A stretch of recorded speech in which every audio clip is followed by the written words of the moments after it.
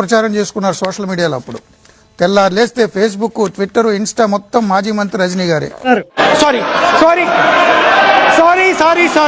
మనం అంటే అంత లైకింగ్ మరి లైకింగా తలకాయ ఊళ్ళో అంత అప్పులు చేసినట్టుగా కనపడితే చెప్పమన్నారు. బాబు నేను కనపడలేదని చెప్పండి.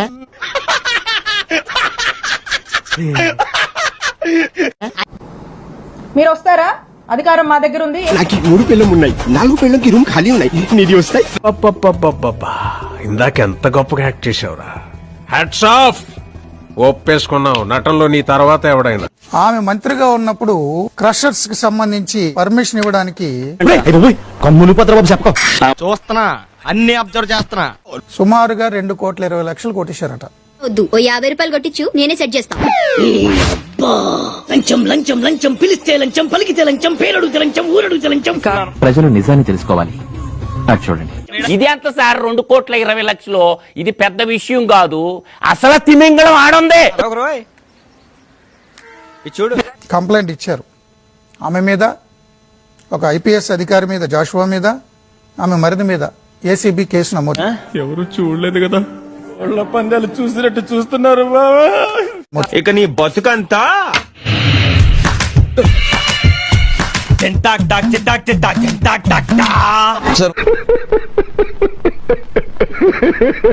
ఒక బీసీ ఉమెన్ ఇలా కించపరుస్తారా అని గోరంట్ల మాధవన్ అడిగితే బీసీని ఇలా కించపరుస్తారా అన్నారు. వాళ్ళు కూడా కులం కార్డులు తీసుకొస్తారు. ఏమిటండి మీరు మాట్లాడేది? ఆవిడ కరెక్ట్ గానే చెప్పిందిరా. చాలా సేపు సస్పెన్స్. కులమైన బలం, కులమైన బలగం. ఆ టాపిక్ అయితే నేను వెళ్ళిపోతాను. ఉండండి, చిన్న బ్రేక్ తీసుకో. మనం చూస్తా ఉన్నాము. చూసారండి. కూటమి ప్రభుత్వం అధికారంలోకి వచ్చాక రెడ్ బుక్ రాజ్యాంగం ఈ రాష్ట్రంలో నడుస్తుంది. నీకు ఇంకా కుర్రతనం బాలేదురా. నువ్వు కాన్వెంట్ ఎక్కువ, కాలేజీకి తక్కువ. పదే red book red book red book నిద్రపోతున్నాడు కూడా రెడ్ బుక్ నే నామస్మరణం చేస్తా ఉన్నాం. తీసేయి. దాన్ని చూస్తుంటే నాకు పోయినాస్తే మొత్తం గుర్తొస్తుంది. విత్ ఇన్ షార్ట్ టైం మీరు భయపడతారు, నేను పెడతాను. చెప్పానుగా, నీ పని అయిపోయినట్టు. రెడ్ బుక్ రాజ్యం వెళ్తుంది. రెడ్ బుక్ అనేది అమలు అవుతుంది, తప్పకుండా అమలు అవుతుంది. ఎక్కడ ప్రభుత్వ ఖజానాకి గండి కొట్టిన అంశాల్లోనే ఎవరైతే ఇన్వాల్వ్ అయి ఉన్నారో వాళ్ళ మీద చర్య. ఇంత చిన్న లాజిక్ ఎలా మిస్ అయ్యారు మీరు? అటు చూడు. అది నేనే. ఓరి నాయనో, వీడు ఈ టైప్ లో తగిలి. ఈ రెడ్ బుక్ రాజ్యంలో భాగంగా విడుదల రజనీని టార్గెట్ చేస్తుంది. మీ ఇద్దరికి ఒక విషయం చెప్తున్నారా, మీరు సర్వనాశనం అయిపోతారు. మేము బాగున్నప్పుడు చెప్పించాల్సిందిరా, ఆల్రెడీ మేము నాగిపోయాం. దీనికి మీరు ఏమంటారు సార్? ఎస్ ఈ 10 నెలల కాలంలో మనం చూస్తున్నట్టయితే వరుసగా ఏదో ఒక హ్యూమిలియేషన్, ఏదో ఒక పుట్టుడు కేసులు, పెట్టుడు కేసులు, ఏదో విధంగా వరుసగా హ్యూమిలియేట్ చేస్తూ, డిఫేమ్ చేస్తూ, అదిగో విడుదల రజనీ, ఇదిగో విడుదల రజనీ కదా, ఎక్కడ చూసినా కూడా అదే కదా వరుస పెట్టి రిపీట్ చేసి చేసి చేసి చేసి ఎంత ఘోరం జరిగిపోయిందిరా. విచారణకు పిలుస్తారు. ఇదంతా తప్పుడు కేసు, అన్యాయం, దారుణం. ఏమైతుంది? అరే నిజం చెప్పురా, నీ ముఖం చూస్తుంటే నాకేదో తేడా కొడుతుంది. కరెక్ట్. అరెస్ట్ చేస్తారు, అంతే, చంపారు కదా, నేను ఫేస్ చేస్తాను ప్రజల కోసం. అనుకున్నదొక్కటి, అయినది ఒక్కటి, బోల్తా కొట్టిందిలే బుల్బుల్ పిట్ట.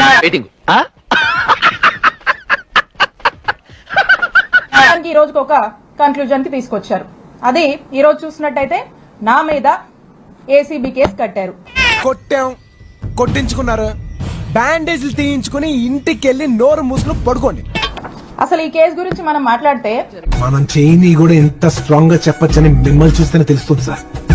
ఒక వర్గానికి మీరు ఇన్స్పిరేషన్. ఎవరైతే కంప్లైంట్ ఇచ్చారో ఈ కంప్లైంట్ ఇచ్చిన వాళ్ళని నేను ఏ రోజు చూడలేదు. ఈ కంప్లైంట్ ఇచ్చిన వాళ్ళు నన్ను ఏ రోజు కలవలేదు, నేను వాళ్ళని ఏ రోజు కలవలేదు. ఈ కంప్లైంట్ ఇచ్చిన వాళ్ళతో నేను ఎప్పుడు మాట్లాడలేదు. పోలీసు వాళ్ళు ఎంత బతిమాలతోటే పెట్టి చేస్తున్నావు నువ్వు. ఈ కంప్లైంట్ ఇచ్చిన వాళ్ళకి నాకు అసలుకి నో గివ్ అండ్ టేక్. లోపలేం లేదు, డొల్లా. ఏ మాత్రం కూడా వీళ్ళతో నాకు సంబంధం లేదు.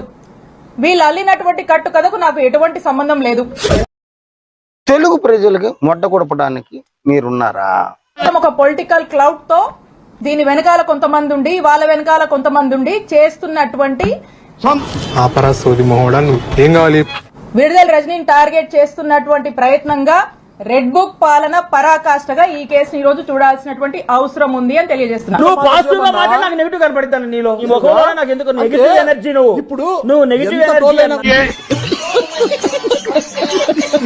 ఇప్పుడు అసలు ఈ కథ ఇదొక కట్టు కథ, చక్కటి కట్టు కథ. ఈ కథకి వీళ్ళని ముందుండి నడపడానికి గల కారణం ఒక డైరెక్టర్ ఉన్నాడు. బాబు నాన్నే అదమని చెప్పేసుకుంటున్నాడు. ఆయన గురించి ఆయన తెలిసినంత మనకి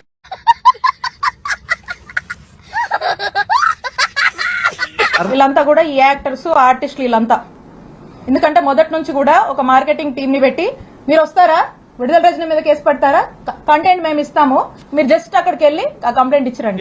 ఎన్ని సీట్లు పోటీ చేశారా మీరు? 175కు 175 పోటీ చేస్తే ఎన్ని సీట్లు గెలిచింది మీరు? పట్టుమని 10 గెలవ చేసి పెడతాము. విడుదల రజనీ మీద మేము ఒక నరేషన్ ఇస్తాము, ఆ నరేటివ్ తీసుకుని పలానా ఆఫీస్కి వెళ్ళి కంప్లైంట్ చెప్పండి, బయటికి రాగానే మీడియాతో మాట్లాడండి, సోషల్ మీడియాలో పెట్టి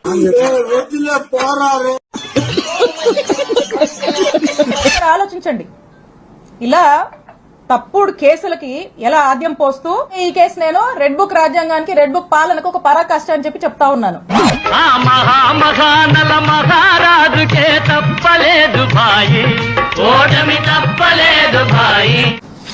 పొద్దుపోక ఇలా నన్ను టార్గెట్ చేస్తూ వరుసపెట్టి ఇబ్బందులకు గురి చేసి ఏదో నా కళ్ళల్లో భయం చూద్దాం అనుకుంటున్నారేమో.